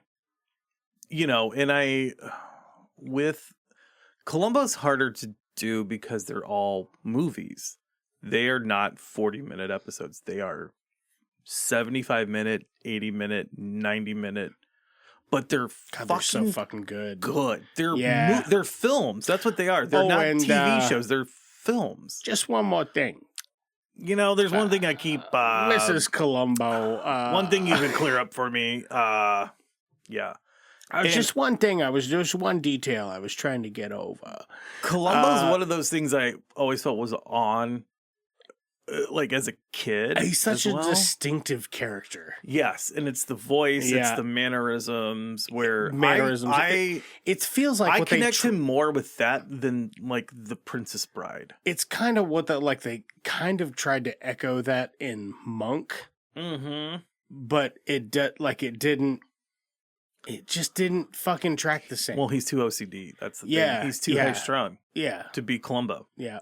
He's not smoking cigars in crime scenes because it's not the 70s. No, Columbo's like straight up pissed on himself before and been like, yeah, it'll be all right. I just had Mrs. Columbo clean it. Yeah. Speaking of all things X. Yeah? I've been watching X-Men 97. Oh. Have you been watching that? It's pretty good. I watched 4 episodes. Okay. So I want to catch up on the rest. As of recording. I'm digging it, man. I'm digging it quite a bit. As of recording, I'm up to date. And I'll be honest, I was skeptical because it's a reboot, sequel reboot series. I get why and I'm the type of X dork where I was like, how come we're not getting season 2 of Wolverine and the X-Men? Because that's the one that I was like, that needs a second season. But I always wanted a fucking animated storyline of how fucking scary like Iceman, Bobby Drake, how fucking horrifying his abilities really are at full scale. And I've never, they've touched on it in the comic books that he can literally crystallize the air inside of your lungs and just kill, he could kill everyone in the world like instantly. Yeah. But chooses not to because he's a nice guy. I would like to expand on that mythos and be like, let's talk about how horrifying this idea is. Well, you haven't seen the 5th episode? No. Oh, dude. Dude. Well, let me describing. Let me kind of pull back on that. Where, oh my lord. I was kind of skeptical about this because I was like, they don't want to give it an original series, but the showrunner, the writers have used this to. It is a reboot. It is a reboot though in the best ways, where it is a centralized story. Wolverine is not the main character. Nope. Which it's not the 80s anymore, bub. I think that's a very good thing. Yeah. They very quickly move through storylines, which is kind of crazy, but man, it hits the emotional beats. It does. It is well written. The action is good. I like they fucking got me. I like the Eric Lenscher Magneto rebranding bit. Well, I mean, but that was. I like the fact that the only time Yeah. That Eric can kind of fucking overcome his standing prejudices is literally on Charles' deathbed. But we know, so that's the thing. That's good. I took exception to in the trailers, and this is not spoilers for anybody who's familiar with X-Men, is that for the 92 series, Xavier didn't die. He was injured by Gyrick, and he is in space hanging out with his space girlfriend Lilandra. He is not dead. They are acting like he's dead, basically, because they're like, I got to go to space to get better. He's inaccessible. And I'm okay with it, because that was the same thing they did in the comics, and then Magneto took over back when it was X-Men and New Mutants in the comics. I'm assuming you've seen the Deadpool and Wolverine trailer? I have. Okay. Did you notice the main villain or whatever is what's her name? Cassandra Nova, yeah. I don't know if I'm happy with Marvel trying to make me explain Cassandra Nova to my girlfriend. So it's that like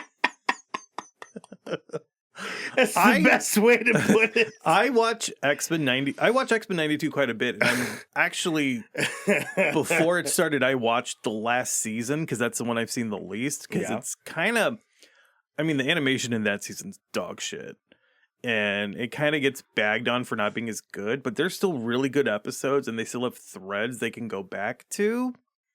Like the Fifth Horseman, I think is what it's called. Like the Apocalypse episode in that season is really good. And it's like a Beast and Jubilee adventure, which is like cool because those are two characters that also don't like seem very threatening. Well, they just don't get on like adventures like that. I'll be honest with you, or they're on an adventure with Wolverine. If somebody was like, "Hey, fuck, marry, kill," and Beast and Jubilee were like, "Kill Danny," I'd be like, I feel like I would stand a chance. Oh, okay. You know what I mean? And I think Hank McCoy would fuck you. Hank McCoy would fucking rip me limb from limb. And like Jubilee would just like put fireworks off by both your eardrums just to like be like, now you can't hear. If I have a gun, I think I have a chance. if I could have a gun. So yeah, with Deadpool versus okay, back to I have to explain who Cassandra Nova is. Here's where that came from, was when the trailer this is the 5 minute minute the trailer for Kraven the Hunter came out. Oh my god. And she goes, so is Kraven the Hunter like a Spider-Man? And I went, God fucking damn it. How do I explain what Kraven the Hunter is to like this whole Spider-Verse quote unquote thing they're doing? Anyways, Cassandra Nova, interesting character, complex. You can simplify who she is, but also very complex. It was the late 90s / early 2000s. Yeah. It just everything was dialed up. Like, I don't know. And that's fine. Everything was more extreme. Like, she was people are fucking cloned copies from alternate dimensions and shit. You don't have to explain that, like, oh, well, she was like lived at this like scrape of cells in like the sewer after she was miscarried, who was like brought. I'm not gonna get into that. Yeah. There are gonna be a lot of cameos and stuff in this, and a lot of people coming back. Like you saw, like Pyro's back. It looks like Azazel's back from. Did you see the Liefeld? First Class? The what? The Liefeld. Of course, joke. Everybody's seen that joke. But like they're doing stuff like the corpse of Ant-Man, which is Giant Man from Old Man Logan was a thing. Yep. Like his dead body. I want to do one more X thing and then we can get out of here, since we're talking all things X. Okay. Godzilla X Kong. Oh, what the fuck is it called? Lost Empire? We saw that last week. I think so. The new Godzilla Kong movie. I'm gonna watch it. I don't have high hopes for it. I just I want to see Godzilla do a big energy blast. I really liked it. Really? Oh, yeah. That's fucking awesome, man. That's really exciting because everything I have seen has kind of been taking a big shit on it. So I just they're big monsters, man. I just want to see them like they punch for a bit and then their buddies. You might dig this because this is the movie with the least amount of people in it. People are there, but they're there to serve the story. I don't give a fuck about that. Yeah, no, but this is the monster story. It is mainly Kong's movie. I'll say that.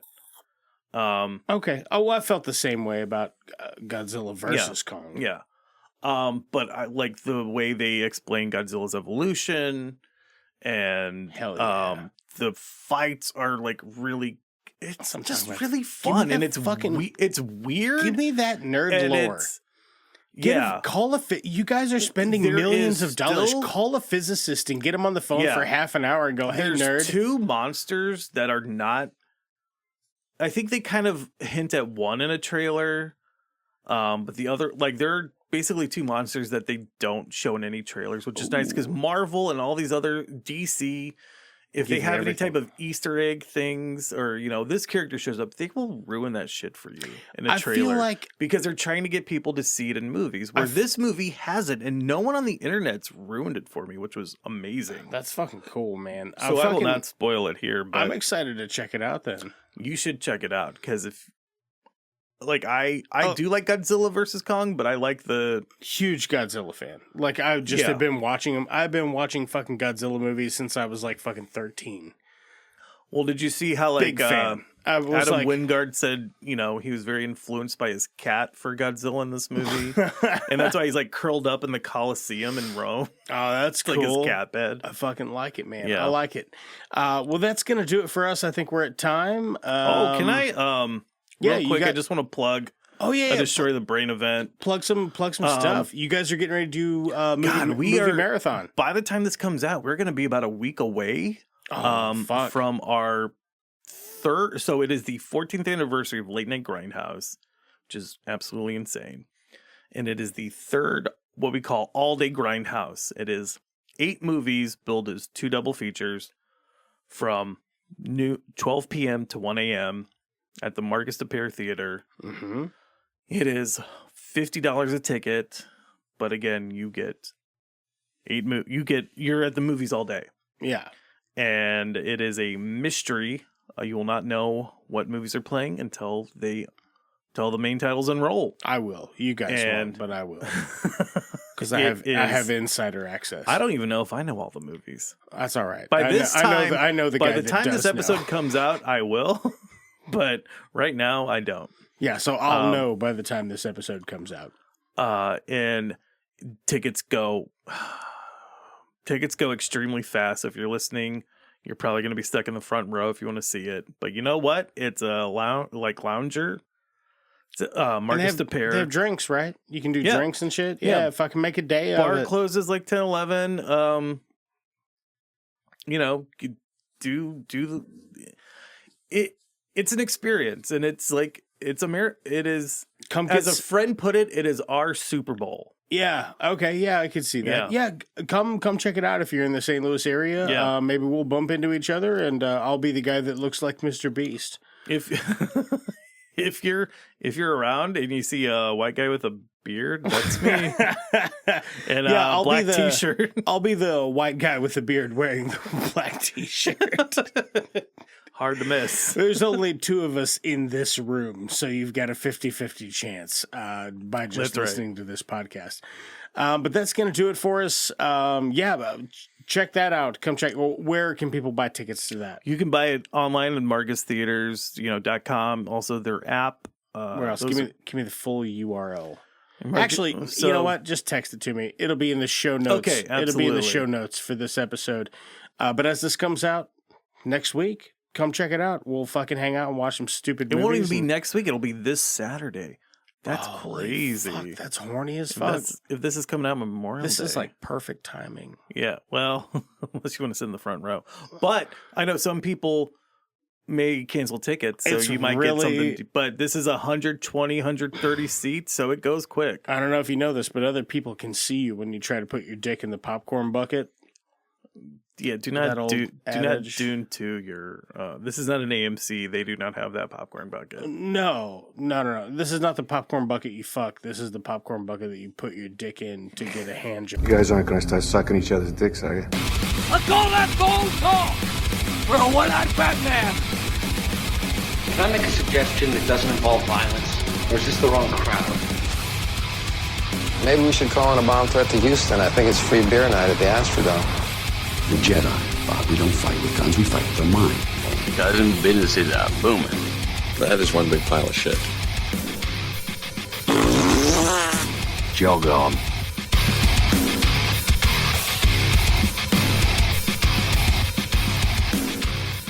It's Just Two Movies is a production of Blue Cheese and Bacon Studios and can be found wherever you get your podcasts.